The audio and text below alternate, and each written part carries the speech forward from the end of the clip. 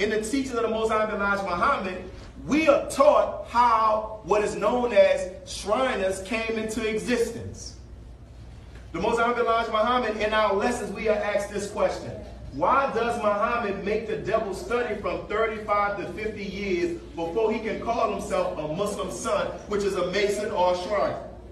He says, and wear the greatest and only flag of the universe, he must add a sword on the upper part of it, of the holy and greatest flag of Islam.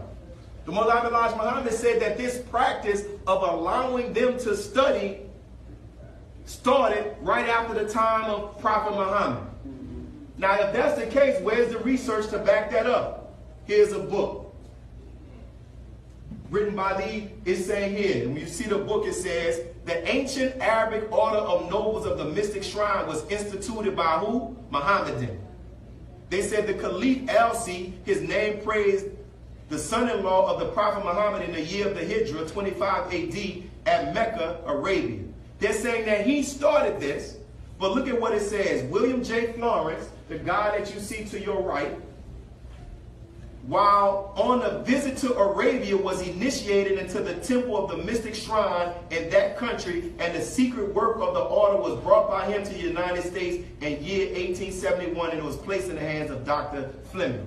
Which means that this guy on your right, he went to Arabia, got sworn into these sacred shrines to become a Shriner or a Mason, and he brought it to America, and that's what started. Yes, sir. But it's members of the original people giving white folks the opportunity to study, and they studied in secret. Is that not what the Most High Elijah Muhammad said? Right, exactly. So the Most High Elijah Muhammad went further to say this, and we're going to go into what does all of this mean. If you've been to a parade, you've probably seen these little white men on the little scooters and all this stuff wearing these fezzes. Yes, sir. With a black man at the head of the fez. Right, look at that. Now, they were wearing this past the 60s when you had Jim Crow laws and all of this stuff. Ask yourself the question, what would make these people who were fighting and lynching black folks and fighting to upkeep segregation, that in their secret, they'll put on a fez that has the face of a black man above their head? What do they know? And how did what they know make them want to resist black folks getting freedom, justice, and equality, right? So listen to what the Most High Elijah Muhammad says, which the ghetto scholar never quotes. Uh-oh, watch out. This is the Honorable Minister Louis Farrakhan. The minister informed the crowd that white Masons and Shriners study black people, and they know the true history of the master architect known as Hiram. Here you see J. Edgar Hoover, who fought to destroy and kill black leaders. Yes, sir. Who brags about causing the friction between the Nation of Islam and Malcolm X. Right, that's him. Who framed Marcus Garvey and had him put in jail, and he was sent out back to Jamaica from New Orleans. Yes, sir. This is the guy who had a letter sent to Dr. King telling him to commit suicide, or we're going to let your wife know about your extramarital affairs. But in the secret, he's studying about your and my history as black people. Go ahead. This is the man who told his staff that we want to prevent the rise of a black Messiah. Why did he say that? Because they know our history and we don't know ourselves. You saw the movie Get Out, right? Yes, sir. Remember in Get Out when they brought the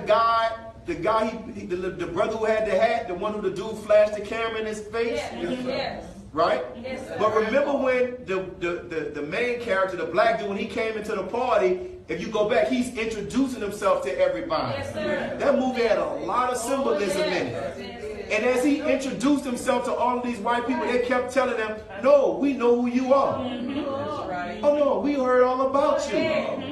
And what it's showing is that they know all about us, but as you said, we don't know about ourselves. So those who are in these Shriner lodges, they know about us. They know how we are the Hiram and the great architect. A great architect means he's the master builder. But what did he build? Was he talking about just building a building? He's the master architect. He's the master designer, right? So listen to what the Most High Elijah Muhammad said about this. He said, these same strangers, talking to the black Masons and black people, they take your own wisdom of Allah and the knowledge of his temple, which Solomon, your own black brother Muslim, gave you as a warning. They sell it to you after diluting and changing its name from Islam, freedom, justice, and equality to Freemasonry. But it is not Freemasonry here, it is free by Masonry. They changed the name from Muslim to Mason, and none must be called Muslim under the Masonic law until he pays a great sum of money for the 33rd degree. What will be the price for the 360th degree, which is the whole circle? So blacks go into these Eastern stars and become Masons, and they learn the symbols.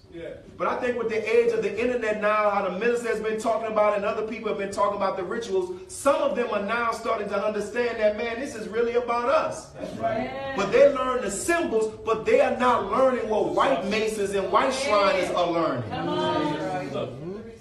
So when we go further, the Most High Elijah Muhammad says, you don't need to join Masonry to be a Muslim. It is free, and why would you buy that with that or spend money for that which brings you no gain? Come on. Regardless of how high you go in Masonry, you are still a Negro. You are not treated as the equal to the white Masons. That's right. But if you accept Islam, you are forcing all to recognize you. Yes. That's right. Jesus. Many of these police and judges who are denying black folks the right to eat at a counter were Masons.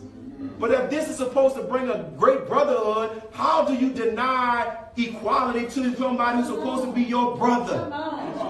They do it because they're like, yeah, you're a black Mason, but you are not like us. So the minister said that that's why they didn't integrate. He says that's why they didn't integrate the shrines. That's right. Right? We go further. Here we go.